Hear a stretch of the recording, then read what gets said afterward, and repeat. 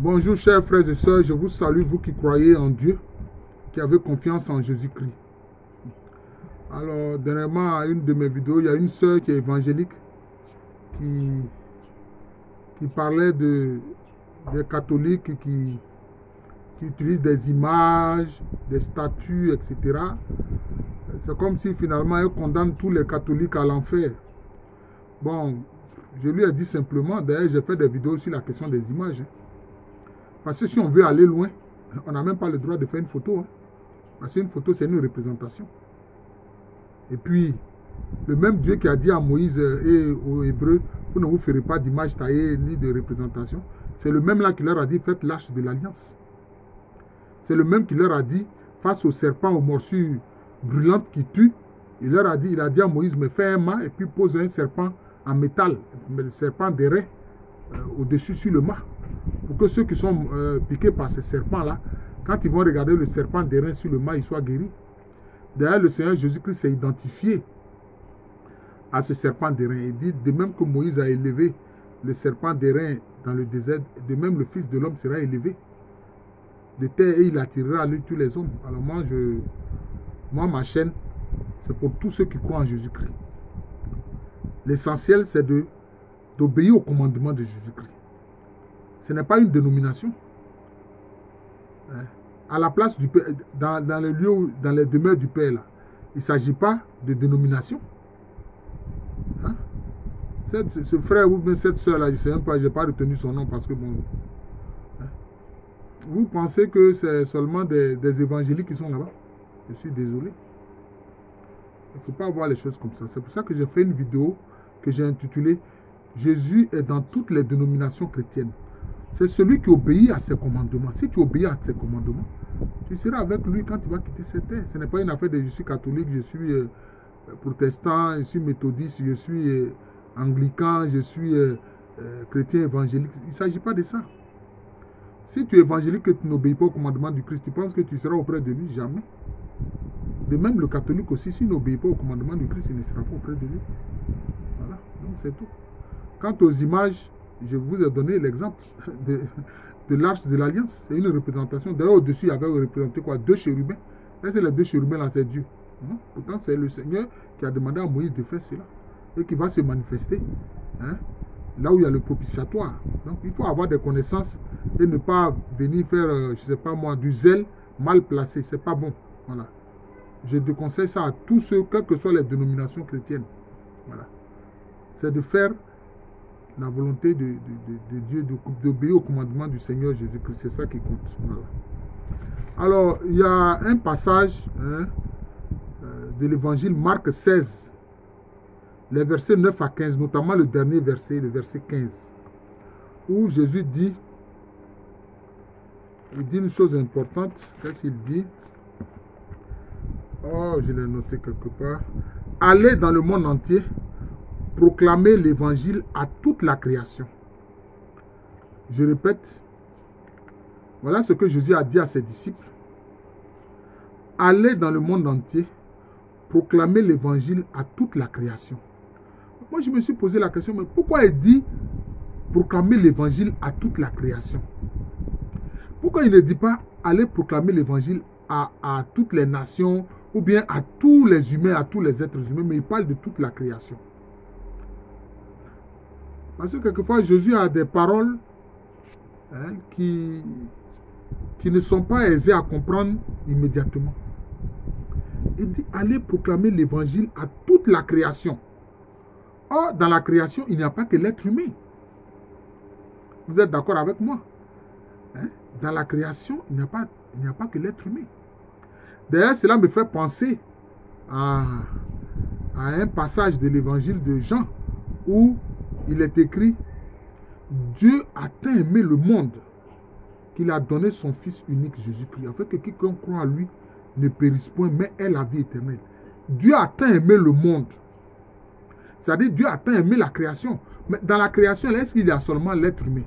Mais pourtant, il est dit qu'il a envoyé son Fils Jésus-Christ. Il a envoyé son Fils pour que tous ceux qui vont croire en lui aient la vie éternelle. Vous voyez? Le monde, l'être humain est dans le monde, mais il n'est pas seul.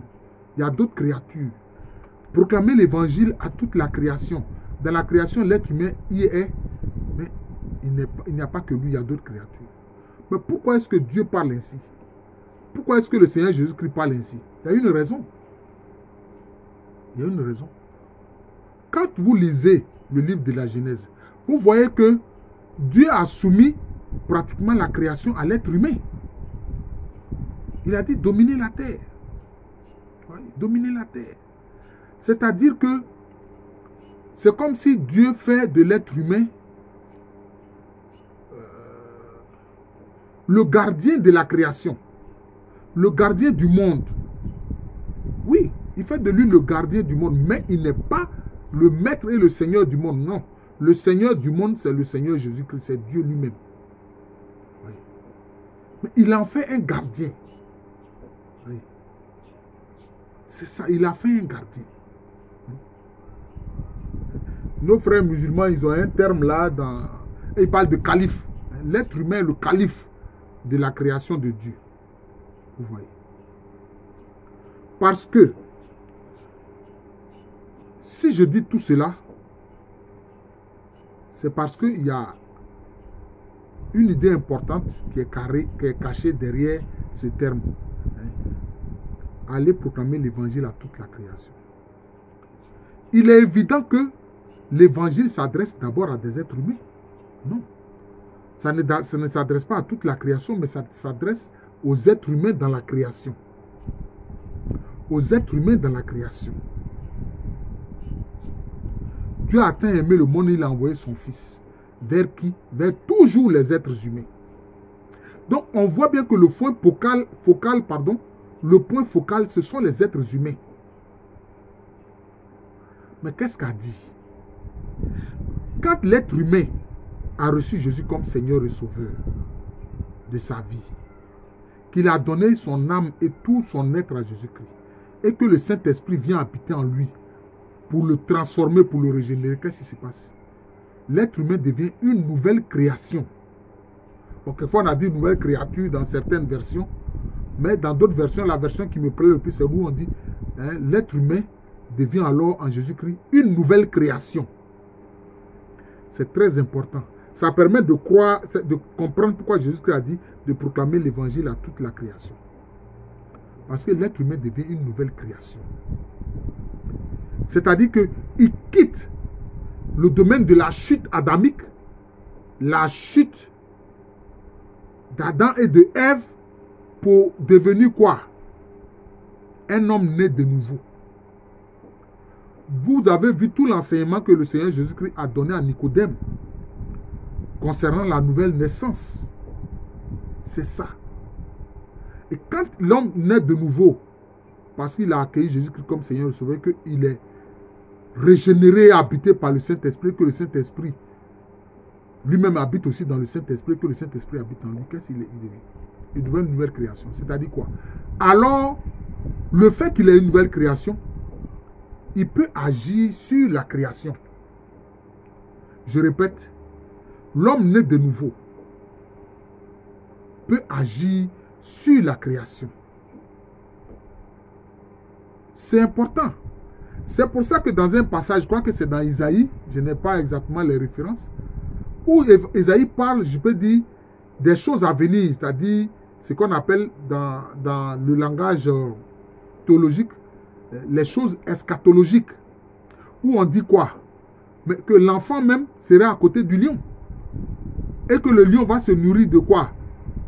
D'herbe. Est-ce que vous voyez? Parce que l'homme nouveau, l'homme né de nouveau qui est une nouvelle création, il sort la création de la chute. Parce que quand Adam et Ève ont chuté, ça a créé la chute de toute la création. Il faut que nous comprenions cela. Ça a créé la chute de toute la création. Pourquoi est-ce que je dis ça? Parce que quand Adam et Ève ont mangé les fruits de la connaissance du bien et du mal, c'est comme s'ils ont appuyé sur le bouton qui provoque la mort. Mais l'homme meurt, non? À cause de cette chute adamique-là, est-ce que dans la création, les autres créatures ne meurent pas? Toutes les autres créatures meurent. Je répète, à cause de l'homme, de la chute adamique, toutes les autres créatures meurent. On le voit dans l'univers. Ceux qui sont les astrophysiciens, les cosmologistes, ils le disent.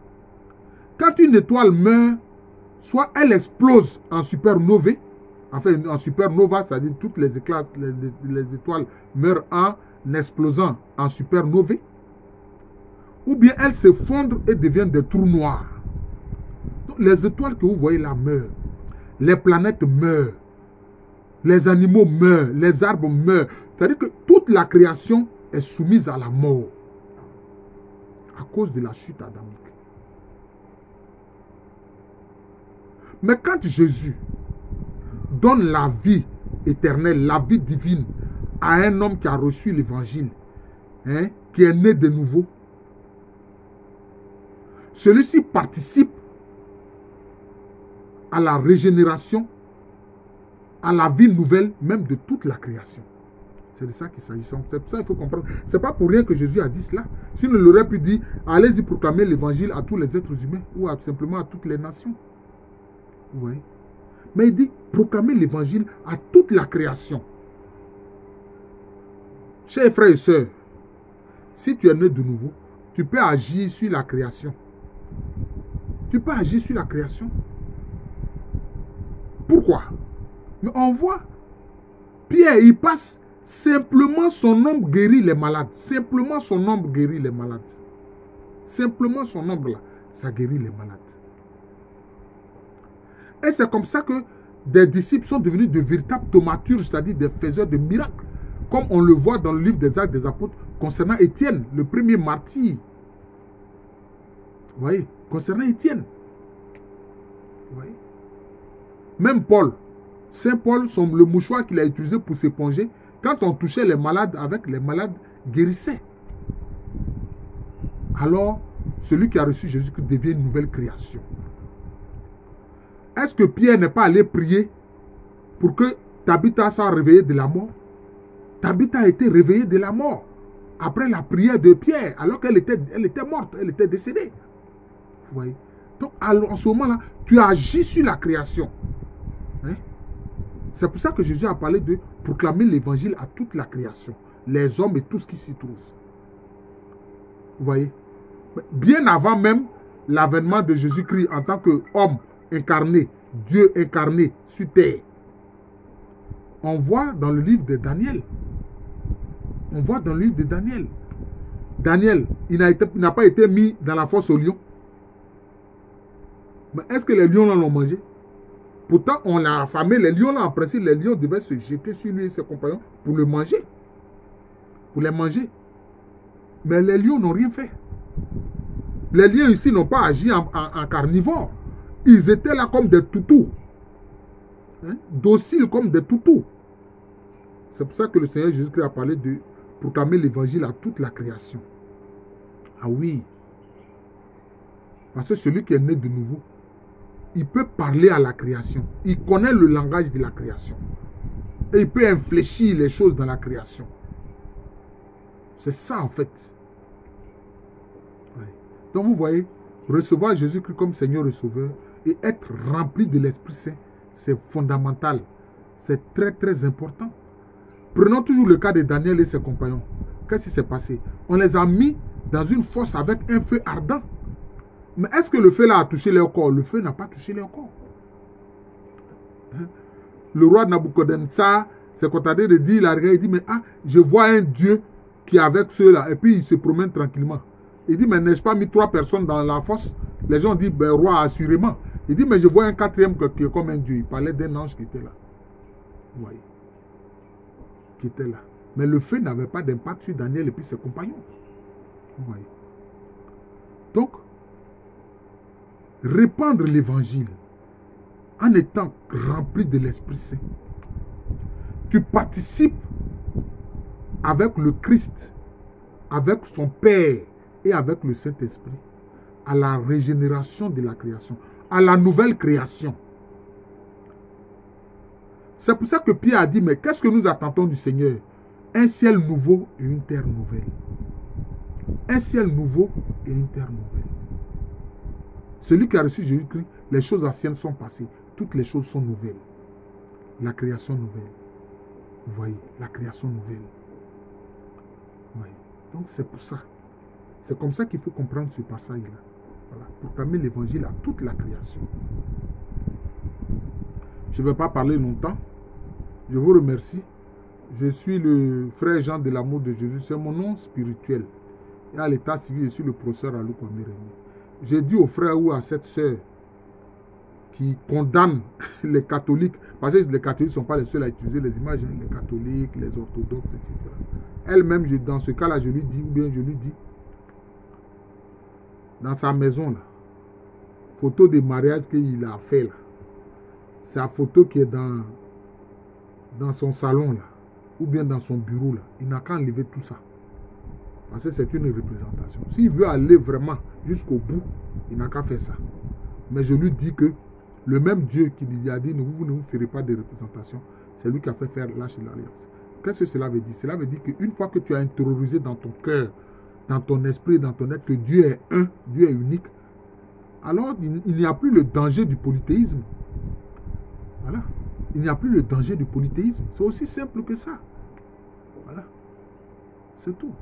Ceux qui parlent ainsi, c'est parce qu'eux-mêmes, leur foi n'est pas enracinée. Ils craignent le polythéisme, en fait. C'est tout. Ils craignent le polythéisme. Alors, comme je l'ai dit, je suis le frère Jean de l'amour de Jésus. C'est mon nom spirituel.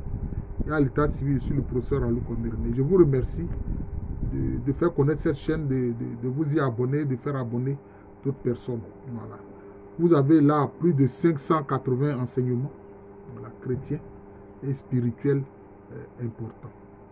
Parce que je vous amène aussi à découvrir les autres croyances humaines pour ne pas vous laisser égarer, excusez-moi l'expression, pour ne pas vous laisser tromper par quelqu'un qui peut venir vous raconter des fadaises. Voilà. Et ceux qui prétendent que ils vous permettent de réveiller les pouvoirs qui sont en vous. Non. Il n'y a pas de pouvoir en l'homme. C'est le Saint-Esprit qui utilise l'homme. Voilà. Alors, l'homme peut faire des miracles. L'homme peut faire des choses, mais c'est avec le Saint-Esprit. Ce n'est pas par la propre capacité humaine, ce n'est pas possible. Voilà. Merci encore et bonne journée à tous.